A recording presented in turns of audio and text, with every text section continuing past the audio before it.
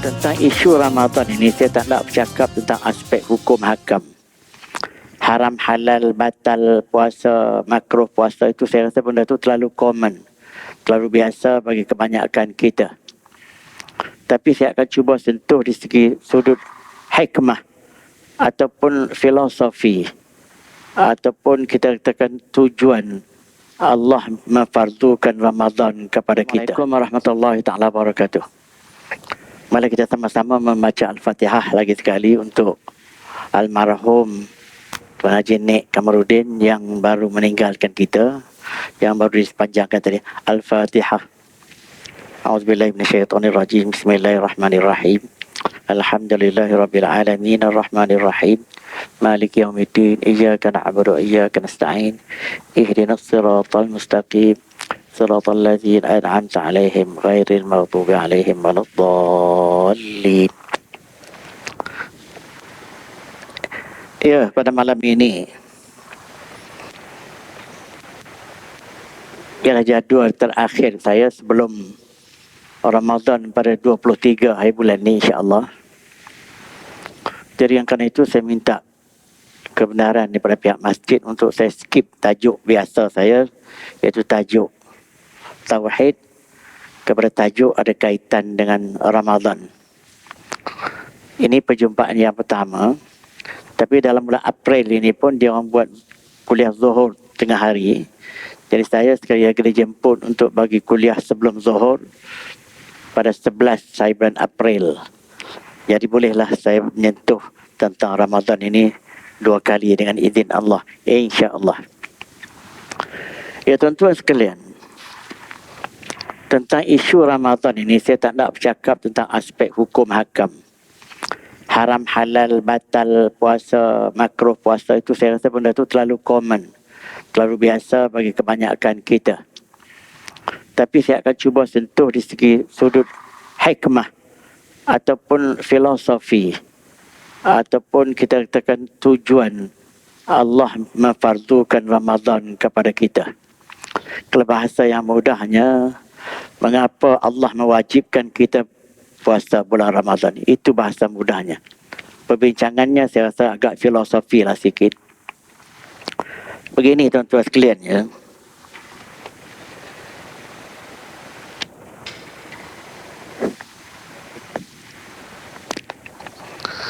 Kalau kita tengok ibadat-ibadat yang lain dalam Islam ini, ya saya telah cakap dengan Ustaz Zuhairi tadi atau dengan Bilal, boleh ada tambah sikit-sikit kot lepas daripada azan tu, sebab kita mula lewat sikit kerana solat jenazah tadi sikit saja.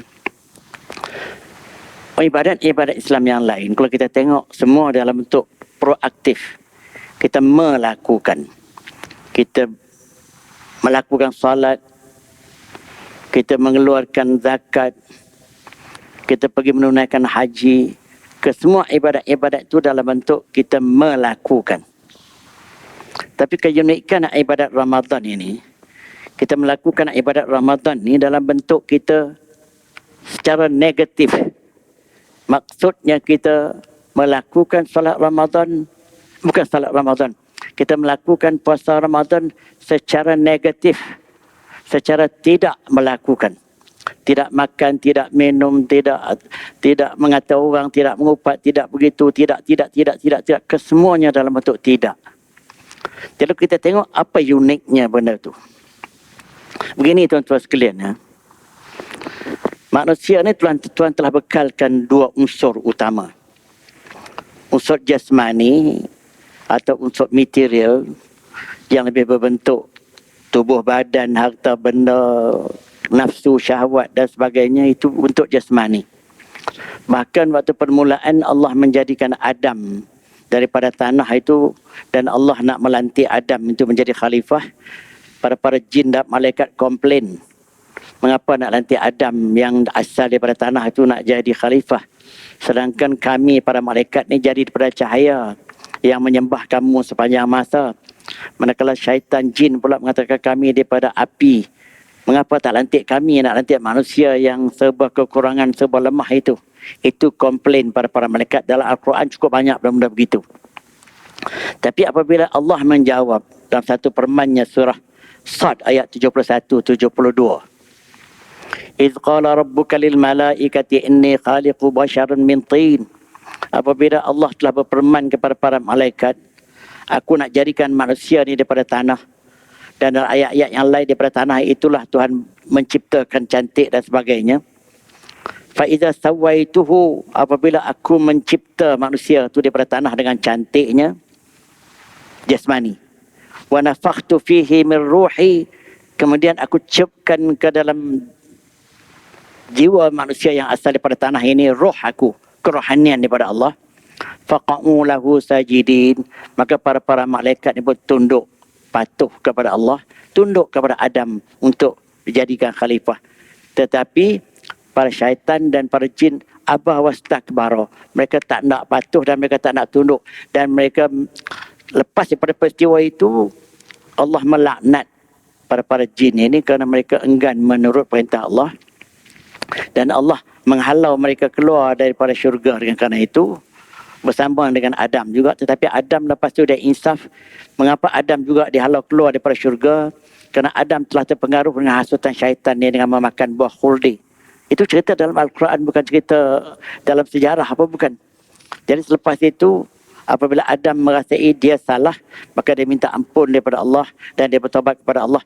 Itulah doa yang kita baca selalu, itu doa Adam tu. Rabbana zalamna anfusana wa in lam taghfir lana wa tarhamna lanakunanna minal khasirin. Doa Adam untuk isterinya, dia dengan isterinya.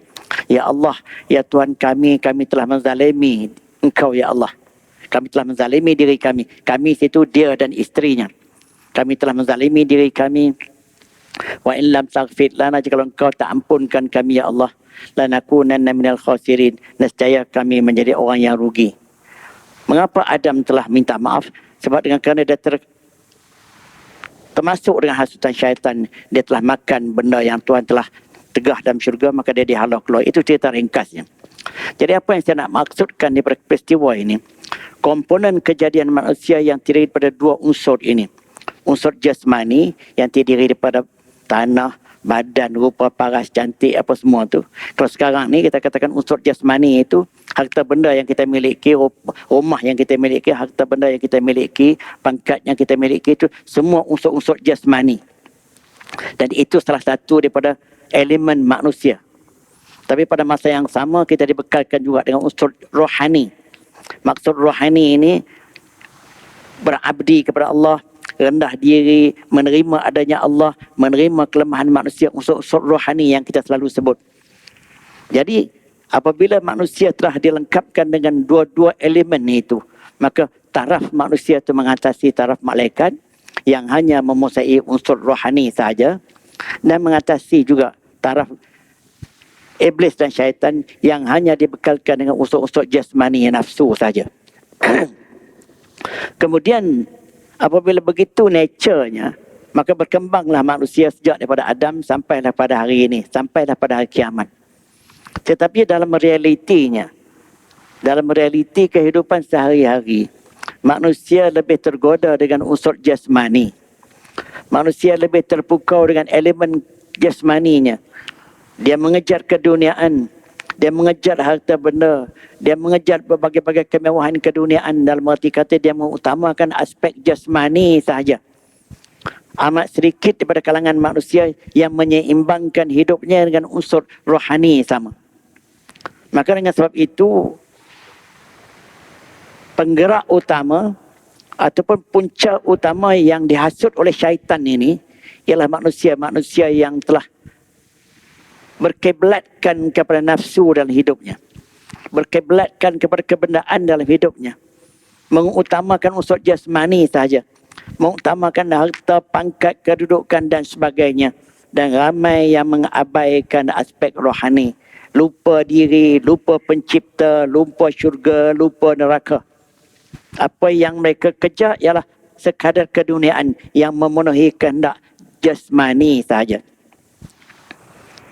Sikap orang yang macam ni, tuan-tuan sekalian, dengan bahasa yang kasar tetapi Tuhan sebut, ialah mereka telah bertuhankan hawa nafsu di dalam hidupnya. Kalau tuan-tuan tengok firman Tuhan dalam satu surah yang cukup sedih tentang hal ini, tuan-tuan boleh rujuk surah Al-Furqan ayat 43-44. Ara'aita man ittakhadha ilahahu hawah. Apakah engkau tidak lihat, wahai Muhammad, ada orang-orang yang menjadikan hawa nafsunya sebagai Tuhan. Tuhan sebut ni, orang-orang yang menjadikan nafsunya sebagai Tuhan. Afa anta takunu alaihi wakila. Adakah engkau sanggup menjadi wakil kepada orang macam ni, wahai Muhammad? Wakil apa? Wakil untuk meminta syafaat daripada Allah.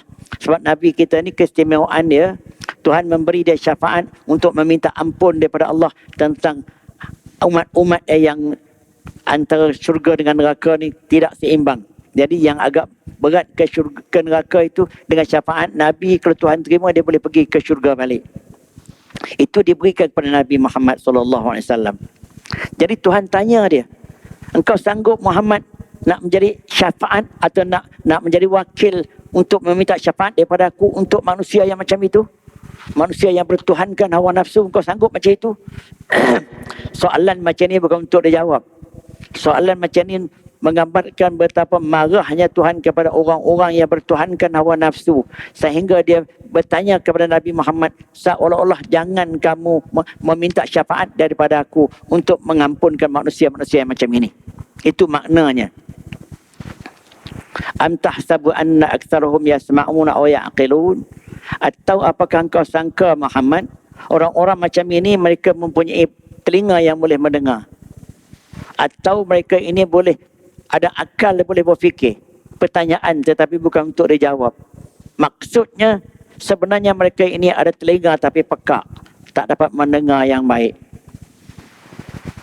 Dan mereka ini mempunyai akal tetapi tidak digunakan untuk kebaikan, sebab mereka telah berkiblatkan hawa nafsu. Tuhan marah lagi sikap orang macam ini.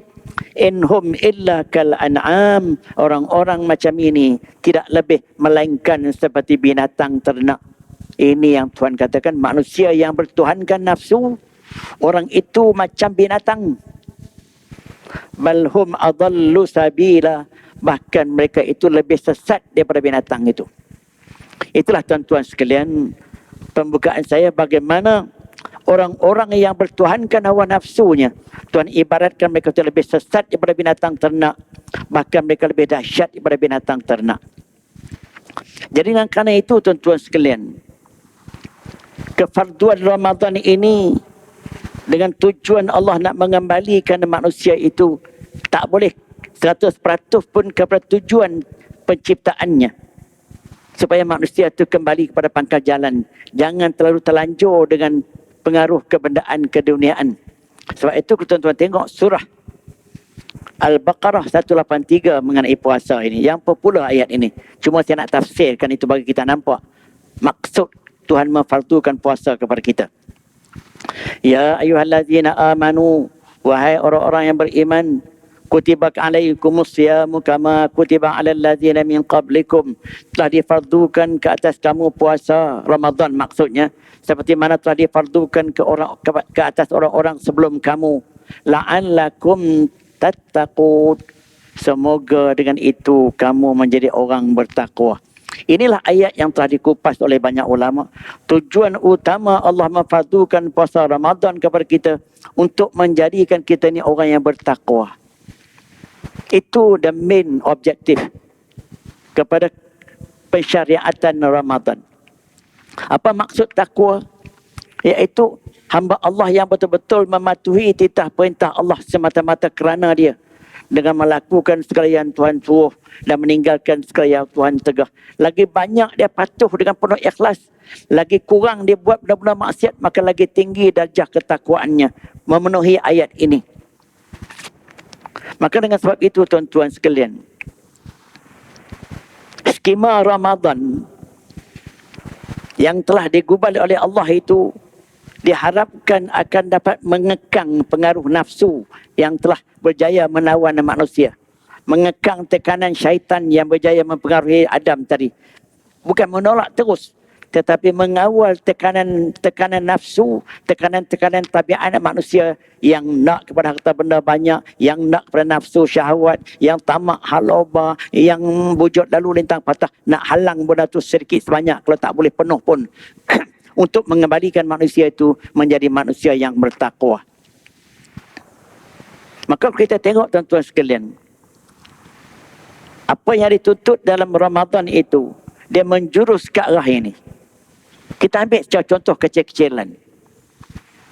Antara nafsu yang manusia telah terbelenggu dengan dia ialah nafsu makan minum. Orang kata kalau hidup ni aku tak boleh makan, hidup buat apa lagi dah. Ada orang yang menjadikan hidup untuk makan. Sebenarnya falsafah yang betul ialah makan untuk hidup. Tapi ada orang yang menjadikan hidupnya makan nombor satu. Maka dengan sebab itu makan telah menjadi punca utama berbagai-bagai penyakit. Punca utama kepada gemuk, punca utama kepada kanser, punca utama kepada penyakit tiga serangkai, semuanya kerana makan. Overweight semua kerana makan. Benda yang menjadi alat untuk kita survival iaitu makan. Tapi apabila dilebihkan, dia menjadi alat pula untuk merosakkan kita. Sebab manusia yang terlalu menjadikan makan minum itu keutama dalam hidupnya. Jadi dia tak kira dah haram halal benda yang dia makan, sedap, yang pentingnya sedap, sesuai atau tidak dari segi kesihatan dia tak peduli lagi dah. Dia nak makan, sumber makanan pun dia tak kira sangat. Maka dengan sebab itu tuan-tuan sekalian, tabiat yang macam ini, walaupun Tuhan telah jadikan manusia ni untuk hidup mesti makan, tapi bukan hidup untuk makan, tapi makan untuk hidup. Maka Tuhan kontrol tabiat ini, kawal makan minum ini dengan persyariatan Ramadan. Kamu jangan makan daripada pagi sampai ke petang 30 hari. Jadi kalau kita berupaya mengawal makan minum dengan baik, kita telah melakukan suatu ibadat dengan menahan diri daripada tak makan tak minum semata-mata kerana Allah. Kalau kita tengok tuan-tuan sekalian, bagaimana kemampuan orang yang berpuasa ini, kalau kita tengok, dia tak makan tak minum, dia hisap rokok lah misalnya. Kalau bulan tak puasa tu dia nak tangguh rokok tu setengah jam pun susah. Tapi kalau bulan puasa dia tak tengok pun rokok tu. Mana berupaya dia melawan tabiat makan. Kita tengok anak-anak kecil yang telah dididik secara puasa daripada kecil. Daripada umur 8 tahun, 9 tahun. Dia pergi ke sekolah, dia puasa. Tapi mak bapaknya bekal duit kepada dia. Dia boleh buka kalau dia tak larat. Tapi banyak daripada budak-budak tu dia tak buka pun puasa. Dia bawa balik duit, dia puasa terus. Dia sanggup melihat kawan-kawan dia daripada kaum lain, bangsa lain makan di depan dia. Tapi dia tak makan. Faham tak? Betapa hebatnya semangat puasa itu. Walaupun dalam umur yang macam itu, dia sanggup melihat kawan dia makan es krim di depan dia. Bayangkan budak umur 8 tahun, 9 tahun melihat kawan makan es krim. Macam orang ketakir rokok lah. Dia lihat orang isap rokok di depan dia. Allahu Akbar. Tapi itu dia berjaya melawannya di peringkat yang cukup awal. Umur 8 tahun, 9 tahun yang bermula puasa. Mana ada satu pendidikan yang mampu macam ini. Itu contohnya. Maka tabiat pemakanan itu kalau kita dapat lawan, sehingga doktor pun kata, Encik, kalau Encik nak menyelesaikan masalah kesihatan Encik ni, kalau Encik tak kawal makan minum, payahlah, payah. Ubat ni tak membantu sangat. Makan minum mesti dikawal. Maka dengan sebab itu, perkara yang menjadi alat untuk kita survival, iaitu makan minum, telah menjadi benda yang merosakkan kita. Maka Tuhan kontrolkan dengan amalan puasa. Maka amalan utama dalam bulan puasa ialah jangan makan, jangan minum. Untuk melawan tabiat ini. Tabiat yang lain, atau fitrah manusia yang juga cukup-cukup penting. Fitrah nafsu seks. Kerana nafsu seks lah manusia ni penuh dalam muka bumi ini. Nafsu seks. Tetapi bagaimana manusia yang telah menjadikan nafsu itu matlamat, akhirnya haram halal tak dikira lagi dah. Maka rekod anak luar nikah pada setahun ke 2 tahun lepas, lebih 50,000 kalau tak silap saya. Anak luar nikah. Sebab alat yang untuk manusia hidup terus, tetapi telah disalahgunakan menjadi alat untuk merosakkan generasi manusia. Dan banyak rumah tangga bercerai-berai kerana skandal seks. Salah satu pihak, suami isteri tadi ada berlaku curang kepada orang lain. Dan dalam survei yang telah dibuat, perceraian kerana itu lebih banyak daripada perceraian kerana sebab-sebab lain. Perceraian kerana kemiskinan, perceraian kerana tidak sepahaman, tak banyak. Tapi perceraian kerana curang satu pihak itu yang paling banyak sekali. Jadi Islam walaupun dah mengizinkan nafsu seks, boleh kahwin sampai 4, tapi pada masa yang sama dia mengawal nafsu seks dengan cukup serius. Maka dengan sebab itu dalam bulan Ramadan, kalau bukan tak Ramadan, isteri dia nak puasa sunat pun kena minta izin pada suami. Kalau suami ada di rumah, apa maknanya? Maknanya suami boleh menikmati hubungan seks dengan isteri bila-bila masa yang dia dikehendaki. Tuhan sebut, nisa'ukum harsun lakum. Isteri-isteri kamu tu macam kebun ladang kepada kamu. Fa'tu harsakum anna syi'tum. Kamu boleh datangi ladang kamu tu bila-bila masa kamu nak. Itu kinayah daripada Al-Quran.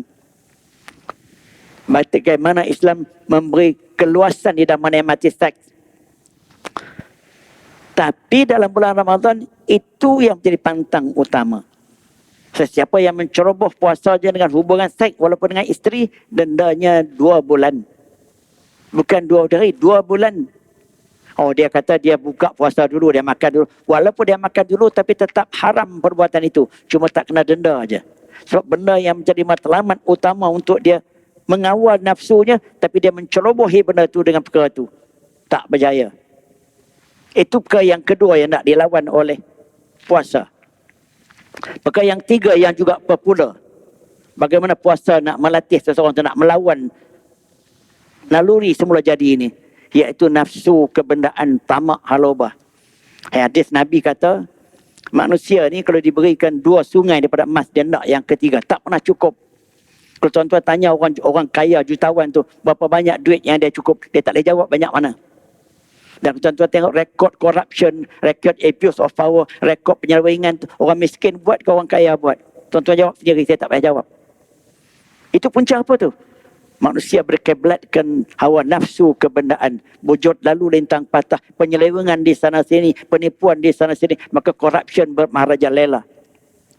Kerana manusia berkiblatkan nafsu kebendaan. Jadi bulan Ramadan mengikut skemanya yang baik, orang yang observe puasa dengan baik, ini nak ditentang dengan hebatnya. Macam mana? Bulan puasa bukan bulan untuk gendered income. Bukan bulan untuk kita kumpul pendapatan. Tapi bulan untuk kita spend our income. Digalakkan kita berbelanja sebanyak mungkin ke arah kebaikan. Kita bagi iftar kepada orang yang berbuka puasa tu. Kalau 1,000 orang, semua pahala 1,000 tu dapat daripada kita. Di samping dia tak kurang walaupun sedikit. Tentu kena duit banyak. Saya dengar kata di sini dalam belum PKP dulu, setiap petang memerlukan 5 hingga 6,000 untuk belanja iftar Ramadan saja di masjid ini. Dan katanya ada 1-2 jutawan yang sanggup satu petang tu dia seorang saja. Apa maknanya? Mereka nak berkorban kebendaannya untuk mendapat pahala yang itu. Maka itu mengorbankan kebendaan. Pergi umrah dalam bulan Ramadan, walaupun sampai berpuluh ribu orang sanggup. Kalau bukan Ramadan sekitar 10,000. Dalam bulan Ramadan ni naik sampai 20,000, 30,000. Bahkan di Safwa punya hotel itu yang dekat dengan Masjid Haram itu, untuk satu bilik 80,000 satu bulan. Satu bilik. Sewa bilik saja 80,000. Dan ada, saya mendapat maklumat, orang-orang kaya ni, dia sewa besar ruangan saja satu bilik 80,000. Dia nak duduk ibadat saja sepanjang masa 1 bulan puasa. Dia berbelanja untuk kebaikan. Oh, dia membazir? Tak membazir. Kalau dia dah bagi zakat elok semua dah, dia pun telah bagi belanja semua, dia telah tunai yang lain. Kalau dia duit banyak, apa salah dia nak buang begitu? Kita ni nampak kata membazir, kalau guna macam itu membazir. Tapi kalau tukar 400-500 ribu, 2-3 tahun sekali, 200-300 tahun sekali, lebih pada membazir lagi. Tapi kita tak kisah. Tapi pergi macam tu kita panggil membazir. Maka digalakkan kita berbelanja. Maka tabung-tabung derma dia letak penuh masjid. Pendatang-pendatang asing pun datang merata-rata meminta. Sebab orang Islam pada bulan Ramadan, bulan berbelanja. Cuma kadang-kadang amalan begini telah disalahgunakan oleh pihak tertentu, datang dengan berbagai-bagai dokumen tapi bohong tu ada. Tak? Melalui ini nak buat macam mana sebab manusia. Tetapi bulan Ramadan amat digalakkan untuk kita berbelanja. Maka dengan sebab itu tuan-tuan sekalian, apabila kita dapat mengekang ketiga-tiga nafsu ini, nafsu makan, nafsu seks dengan baik, dan nafsu kebendaan tadi, maka insya-Allah ketakwaan kita bertambah. Tetapi yang lebih malangnya, apa yang berlaku dalam masyarakat kita di seluruh dunia termasuk di negeri kita ni, opposite yang kita buat. Bulan kita katakan bulan Ramadan tadi bulan mengurangkan makan minum. Tapi ada orang jadikan bulan Ramadan karnival buka puasa. Karnival buka puasa, satu petang untuk satu orang RM150 atau RM200 pun sampai mencecah begitu. Sedangkan orang kampung berbelanja RM200 tu boleh satu keluarga untuk seminggu. Tapi orang bandar atas nama puasa, RM200 untuk satu orang je buka puasa. Jadi kita telah terbalik. Konsep nak mengawal makan minum nak sederhana dan hidup dah tak jadi dah. Kerana kita masih meletakkan upacara berbuka puasa tu karnival makan minum. Saya pernah mendapat maklumat sebelum PKP dulu, satu petang pembaziran makan saja yang telah dimasukkan, dirosakkan 1 tan, 4 tan lebih satu petang bagi Lembah Kelang. Itu pernah survey dia buat begitu. Itu belum tengok di rumah kita. Kita nak makan kuih 2 biji je, tapi dia letak satu bungkus 6 biji, kita kena beli juga. Makan 4 biji lagi tak tahu nasibnya pergi ke mana. Pergi ke tong sampah atau ke mana. Itu satu jenis kuih. Belum lagi yang lain-lain. Bulan yang sepatutnya kita mengawal makan minum, kalau kita nak lebih pun kita bagi per orang lain. Tapi kita telah melakukan pembaziran terbalik daripada apa yang kendaki. Maka dengan sebab itu tuan-tuan sekalian, kalau kita tak boleh mengawal benda ini semua dengan baik, kita meletakkan perspektif puasa itu dengan bentuk macam itu, kita tak akan dapat puasa yang terbaik. Mungkin hanya ikut hadis Nabi, kam min sa'imin laisa lahu min saumi ila al-ju'i wal 'atash. Betapa banyak orang yang berpuasa, dia tak dapat apa pun daripada puasanya melainkan sekadar lapar dan dahaga. Itu hadis sahih. Apabila tiga-tiga dimensi tadi kita gagal observe dengan baik, sekadar kita tak makan, tak minum saja, tak jaga mata, tak jaga telinga, saya akan sebut kejap lagi kalau sempat, ya. Sebab kita tambah sikit masa, maka kita tak akan dapat puasa yang baik. Maka dengan sebab itu tuan-tuan sekalian, kalau kita tak boleh observe puasa mengikut perspektifnya yang betul, saya bimbang kita bukan berpuasa, tetapi kita bertapa. Tak makan, tak minum. Fadilatnya mungkin tak tercapai. Ada orang dia kata, saya Ustaz lepas Ramadan ni berat saya lagi bertambah. Itu cerita. Berat dia bertambah lagi. Tanya apa sebab? Saya berbuka puasa tu makan sampai tapi tak boleh pergi tarawih. Balik itu second round. Sahur tu kena makan banyak nak puasa besok tu. Punya sedapnya ayatnya, tapi akhir-akhirnya tak tercapai matlamat puasa. Maka dengan sebab itu tuan-tuan sekalian, untuk mencapai puasa yang macam itu, Imam Ghazali telah meletakkan beberapa kriteria.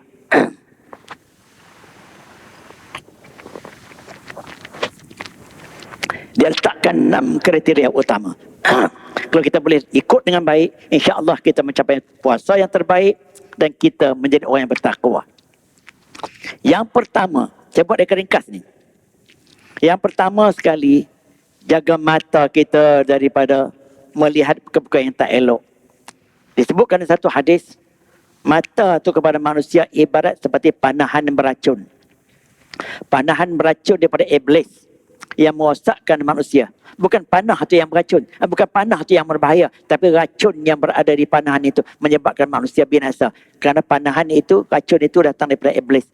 Kalau kita tengok tuan-tuan sekalian, banyak maksiat ni dia bermula dengan mata dulu. Dia tengok kata-kata tu ada peluang dia, tak boleh dapat secara nyata, dia akan dapat secara sulit. Mata dulu yang tengok.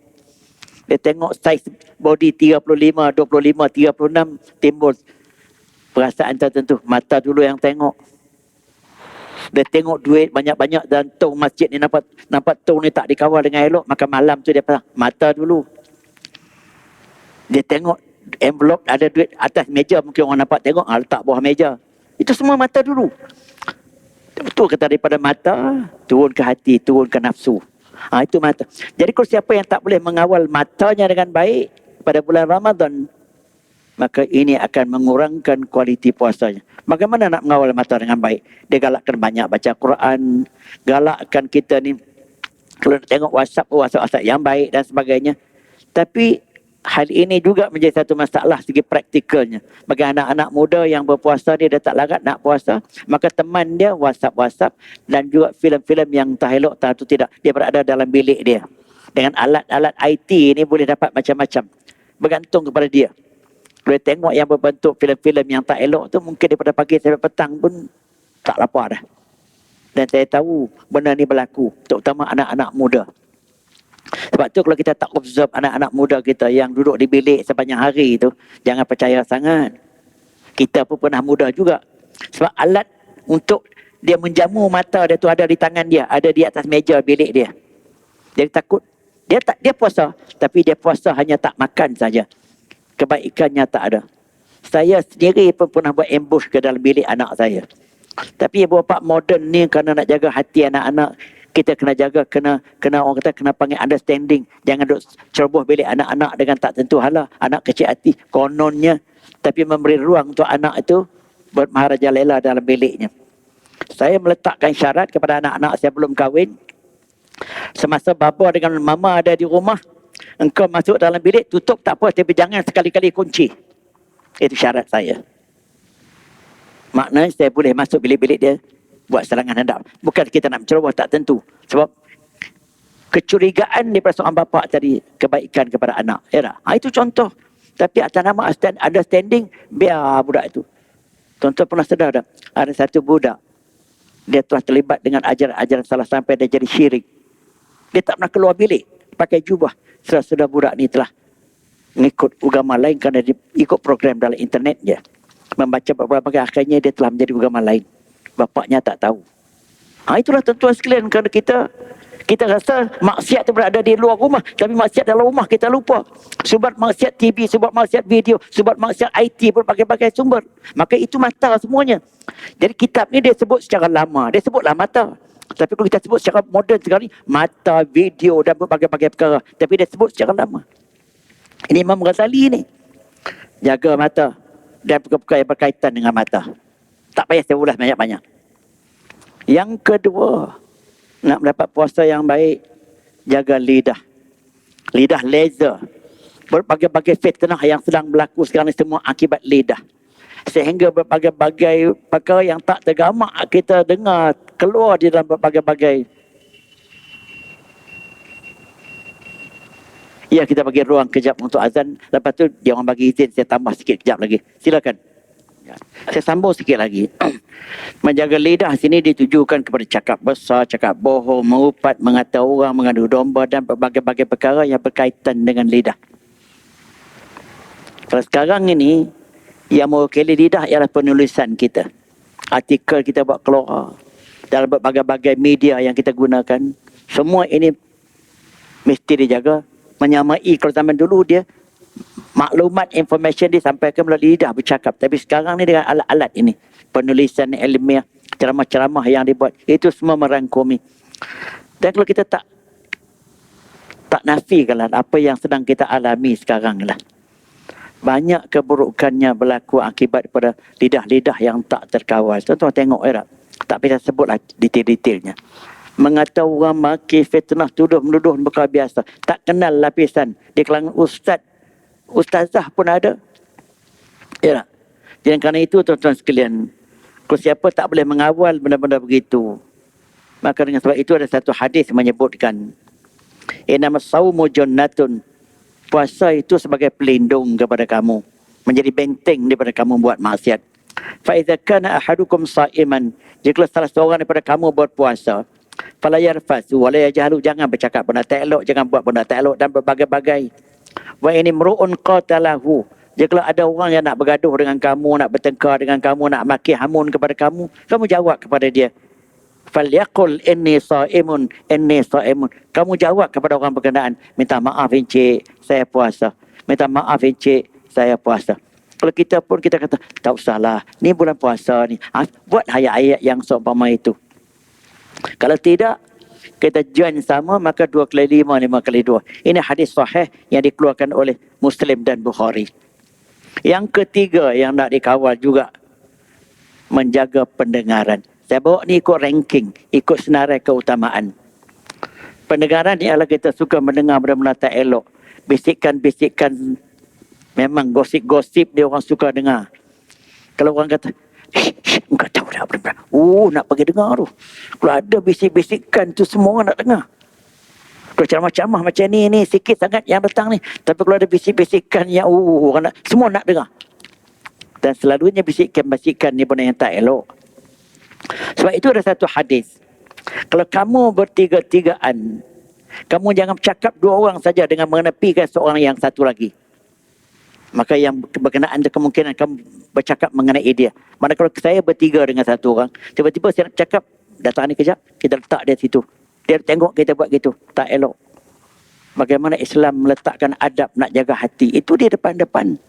Jadi mendengar berbagai-bagai gosip, mendengar berbagai-bagai berita negatif, terutamanya berita-berita tentang kejatuhan orang itu, orang ni buat ini, orang itu begitu, orang itu begini, cukup seronok.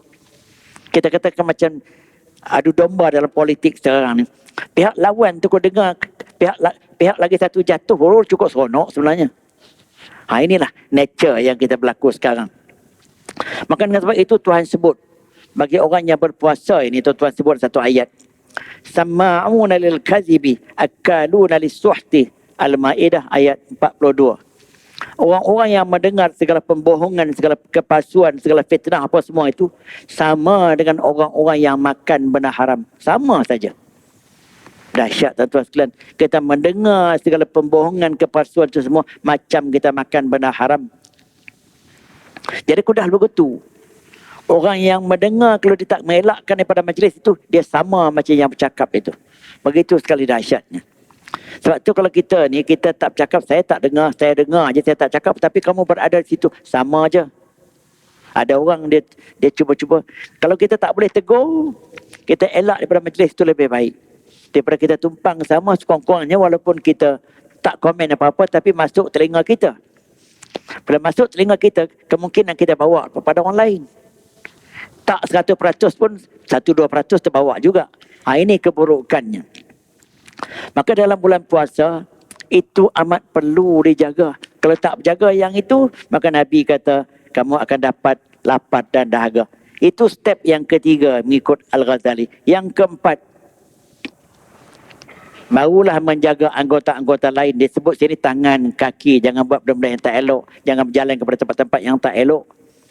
Tetapi yang perlu dijaga juga dalam bulan Ramadan ni, jangan makan benda-benda yang tak menentu. Jangan makan tak tentu haram halalnya, elok tak elok. Daripada sumber makanan tu kena kira juga. Kalau kita tak peduli yang itu, kerana nak memuaskan selera. Sebab saya yang saya sebut bab makan minum ni, ada orang dia favourite dia makan benda-benda yang syubhah. Benda-benda import. Dia percaya hanya kepada apa? Ialah ingredient yang ada dalam itu, tapi dia suka yang itu. Walaupun dia tahu makanan itu datang pada negeri bukan Islam, tapi dia percaya hanya ingredient tercacik situ, tidak ada unsur-unsur yang boleh haram, kata dia lah. Tapi pilihan di dalam tanah air dia banyak. Ingat tuan-tuan sekalian, kita makan di sini, yang pertama, makanan tu bersih tak bersih, najis tak najis, itu yang pertama. Yang kedua, sumber makanan tu daripada mana? Itu 2-3 perkara. Sumber sama ada sumber daripada tempat yang najis ataupun sumber daripada pendapatan yang haram dan sebagainya. Jadi kalau kita dengar dia tu kaki penyamun, kaki mencuri, kaki merompak, kaki putar belit, dia buat jamuan, tak wajib kita pergi makan sebenarnya. Itu contohnya. Walaupun dia buat kenduri kahwin, sebab kalau kita tahu dengan jelas lah. Itu puncanya, menjaga makan minum. Maka dengan sebab itu, kalau kita tak boleh mengawal benda itu semua, maka amat cacat puasa kita tuan-tuan sekalian. Yang kelima, jangan makan banyak sangat waktu berbuka. Ini pun satu masalah. Saya sebut tadi 4 tan tu lah. Sebab dia tengok di atas meja di kedai makan tu semua dia nak makan. Maka dia beli. Nak balik cara nak makan. Sampai ke rumah makan 2-3 biji. Kadang dia makan kurma dulu 4 biji pada cukup. Akhir-akhirnya yang lain itu, tuan-tuan tengoklah. Tujuan untuk mengawal diri, tujuan untuk mengekang tekanan hawa nafsu makan minum tadi tak tercapai, kata dia. Bahkan yang paling menduka citakan lagi, makan berlebihan waktu berbuka tadi sampai tak larat nak pergi tarawih pun banyak. Apa sebab? Petang ni isteri saya masak sedap sangat. Saya makan terlebih. Lepas tu terlena aja Ustaz, tak boleh pergi tarawih. Betapa banyak orang yang tak boleh pergi tarawih kerana makan banyak di rumah. Dengan sebab itu dia kata jangan makan banyak waktu berbuka. Itu yang pertama. Yang kedua, matlamat nak mengawal makan minum dengan puasa tak tercapai. Kalau kamu makan waktu berbuka tadi sampai 2-3 kali lipat, tak tercapai sama sekali. Dengan sebab itu, kita normalkan makan minum kita macam biasa. Yang ke-6 yang penghabisan sekali, selepas kita berbuka pada setiap petang itu, kita review balik daripada kita buat daripada pagi sampai ke petang itu, ada perkara-perkara yang bertentangan dengan semangat puasa. Iaitu kita baca Quran dah berapa halaman hari ini, kita baca kitab-kitab tertentu, atau kita telah buat apa-apa yang berfaedah, atau kita cakap benda-benda tak elok dan sebagainya, kita review begitu sampai ke petang. Apabila kita review begitu, timbul perasaan kita, ini dianjurkan oleh Al-Ghazali, kita rasa bimbang, takut-takut Tuhan menolak puasa kita yang macam itu. Kita rasa menyesal. Dan kita rasa menyesal, kita berdoa kepada Tuhan itu sebagai al-khawf wal-raja' dalam tasawuf. Kita takut Tuhan tak terima kerana kelalaian kita gitu, dan kita harapkan Tuhan mengampunkan dia, dan kita berazam kita nak elokkan besok. Itu langkah psikologi. Kita insaf kecacatan yang kita telah buat kemarin, kita nak elok di mana yang boleh, sama ada segi kejiwaan kita dan juga segi fizikal kita. Kita nak elokkan benda tu, jangan besok, jangan berlaku lagi. Dia nak kita buat begitu setiap petang, bukan satu kali je, setiap petang lepas kita berbuka. Tuan-tuan bayangkan kalau kita boleh buat begitu setiap petang dengan penuh insaf, daripada sehari ke sehari itu improvement berlaku dengan menyeluruh. Improvement di segi jiwa kita bertambah tenang, jiwa kita bertambah tawaduk. Improvement di segi jasmani, mungkin di pertengahan Ramadan sampai ke atas, berat kita pun berkurangan, gula konten pun berkurangan, blood pressure pun berkurangan. Kalau kita buat dengan baik, saya pun telah cuba begitu, insya-Allah pada lepas 29 kita berpuasa tu, a new personality has been born by that person through his good fasting practice. Personality yang cantik, personality yang tawaduk, yang rendah diri, yang sederhana dalam semua segi. Kalau dia buat begitu, dan kata hadis ditambah pula dengan 6 hari pula bulan Syawal, Allahu Akbar. Itulah semangat pendidikan yang dikehendaki daripada Ramadan. Kalau dibuat begitu dengan cantiknya daripada awal sampai ke habis dan mengikut langkah oleh Al-Ghazali ini, itulah la'allakum tattaqun. Semoga kamu mencapai orang bertakwa daripada puasa kamu. Wabillahi taufiq hidayah. Wassalamualaikum warahmatullahi taala wabarakatuh. InsyaAllah saya akan sambung lagi tajuk ini pada 11 April untuk kuliah Zuhur. Terima kasih banyak.